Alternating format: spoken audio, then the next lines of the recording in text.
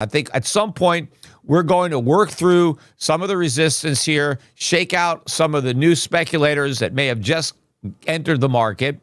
And then I think we'll take out 50. We'll take out that 54.40 high. We'll take out 55. And then we'll probably never trade below $50 again. Just like 50 was a massive double top, it's now going to be a massive bottom. And you're not going to have the opportunity to buy it. So in the meantime, these are good pullbacks. We haven't had a decent pullback in gold or silver in a while. You know, we had a lot of Schiff Gold customers that didn't want to buy. They were reluctant to buy because they didn't want to buy the highs. Well, now you've got a chance to buy, you know, a 10% correction from the highs.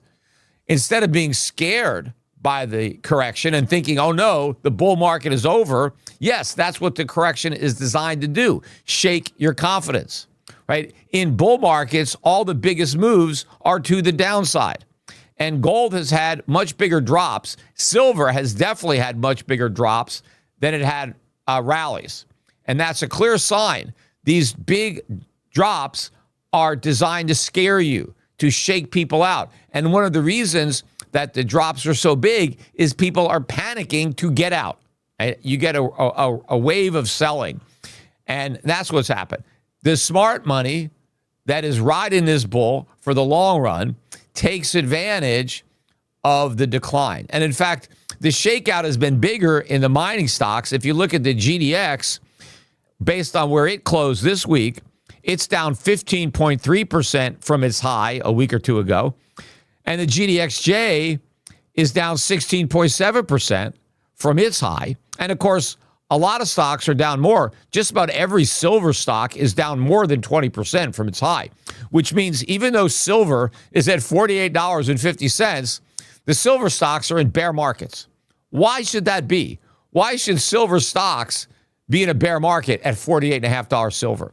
And of course, the craziest thing about the sell-off in the stock market or the gold stocks and the silver stocks is even though gold and silver prices have fallen, they're still a lot higher than any of the analysts believe that they would be when they did their earnings estimates for these companies.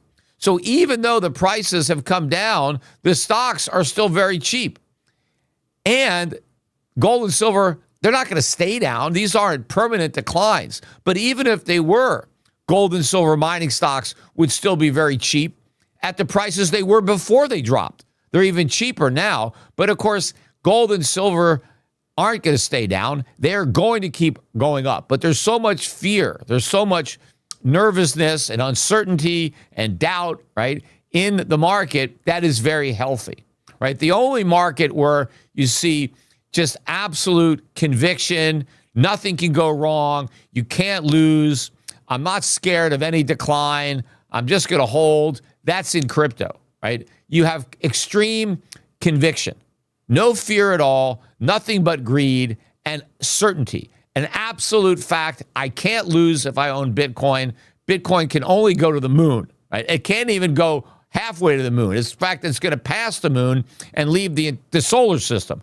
That's how much conviction there is in crypto. Now, of course, when you get something like that, when everybody thinks they can't lose, they all probably will lose. Well, in gold, there are a lot of people who are afraid of losing. That's why they got out so quickly. And now you've got a lot of people saying, stay away from the gold market. You know, it can really drop. It can go a lot lower. Right. It's not going to go a lot lower. It hasn't been doing that ever since we really broke out above 2000. We have had some corrections along the way, and all they've done is shaken out the weaker players. So take advantage of this pullback to buy some gold and silver. Now, even more so in silver. Silver's correction has been even bigger than gold's, although silver didn't drop this week. Gold was off about 2.5% on the week, not quite $100, right? Because it had a higher close last week. But silver was basically flat on the week. Silver closed, it might have been up a little bit. I don't know exactly. It could have been up a dime or so. But silver closed at around $48.60-something an ounce. But silver has had a bigger drop from its peak than gold. Right now, silver is about 10.7% below the high that it hit, which was about 54.40-ish is where silver got. What's most significant about silver is that it broke through 50 and it got well above it. Now we've had our first correction. Yes, we've gone back below 50. It's not a line in the sand, just like 4,000 gold wasn't a line in the sand. But we're not that far below 50, 48 and a half. And I saw it, the lowest I saw silver this week was around 46 and a quarter. So that was an even bigger decline. But these are upper 40s. You know, silver was at 30 earlier in the year. And I was telling people you got to buy $30 silver because I thought that was the floor. And the next thing you know, we're above 50. Now, yes, I think eventually you'll never see sub $50 silver again. And a lot of gold and silver investors got scared out of their positions over the past week or so, especially people investing in gold and silver mining stocks. Those stocks really got hit very hard. I think we've seen a very abrupt change of sentiment because a few weeks ago, or even a week ago, for the first time in my career, there were a lot of other people who were bullish on gold. And you may have thought, was that a cause for concern? Was that a contrarian indicator? Was that a sell signal because now, you know, mainstream investors are buying? And I didn't think so because this is just the beginning of mainstream investors' entrance into the gold market. It's not the middle and it's certainly not the end, but I think a lot of people did have to get burned who came in because bull markets never like to rise with a lot of company. They like to shake out the extra baggage, the weak players, the leverage players. So probably there was a little bit of too much short-term optimism. There wasn't nearly enough long-term optimism as far as I'm concerned. But in the short run, when gold was above 4,000 and almost hit 4,400, everybody was talking about it on, financial television. And I think for the first time in a while, people started to get interest. Some institutions started to get interest. Individuals who had ignored gold for years, if not decades, finally, maybe got into the market. And now with an abrupt decline, not only have some of those short-term people been spooked out of the market, but I think they've left the market. And in fact, I've listened to a lot of coverage. In fact, I was watching on CNBC.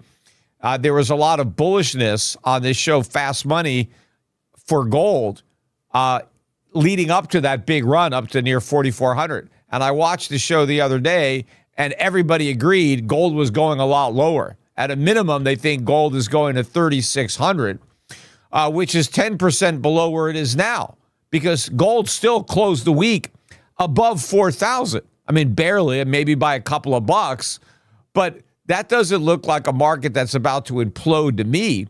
They're scared because we had a sharp drop, but look at where we dropped from. We were almost at 4,400. We've had this big correction. Gold is now 8.7% below its record high from a week ago or so. We've had this 8.7% correction, yet we're still at 4,000. Most people would have expected the correction to start below 4,000. Instead, we corrected to 4,000. And I still think 4,000 is the support, even though we've traded below it. And I said that if 4,000 is support, that doesn't mean you can't trade 3,900. You could get under support. You just can't get below it by that much or stay there that long, or then you really can't call it support. But when I say 4,000 support, it's an approximation. Obviously, you can't draw a line in the sand and say there's no way the market's going to go below 4,000.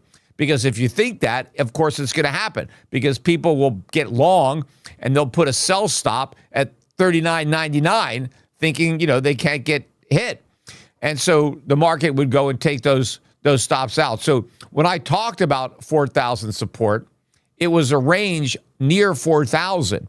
And in fact, in some of the violent sell-offs that we've had, I don't think I've seen the market below 3,900. I think we got close to 3,900, but then we got back above 4,000. And so to me, this is the support zone. This is exactly what happened when gold was at 3,000. And if you recall, when I said 3,000 was the new 2,000, and I was telling people that 3,000 was support.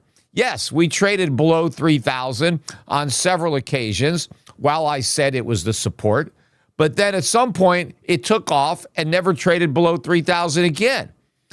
I think the same thing is going to happen with 4,000. Yes, you're going to have some opportunities to buy below 4,000, but at some point, we're going to run out of those opportunities. The price is going to go well above 4,000 and never return beneath it. Same thing happened at 2,000, except we spent a lot more time around 2,000 than we did at 3,000. But I was saying the same thing the last time we hit 2,000, which was in early, I think, 2024. And I was telling people that this was the floor. Everybody thought that 2,000 was the ceiling. That's why you had all these companies downgrading Newmont and Barrick, because they said gold has topped. It can't go up. And I said, well, that's a great indicator that it's bottomed and can't go down, right? When the mainstream is downgrading these stocks. And so it happened at 2,000. It happened at 3,000. It's happening at 4,000. But the fact that so many people have gotten so bearish so quickly, that's a positive indicator to me. I wasn't that worried that a few people finally noticed gold and wanted to buy it. But I'm certainly happy that those that did are already getting rid of it because they've been scared out of the market. Now, of course, I'm not scared out of the market. I've been long this market since gold was under 300. But maybe people that bought for the first time at 4,300, maybe they got spooked when it got down near 3,900.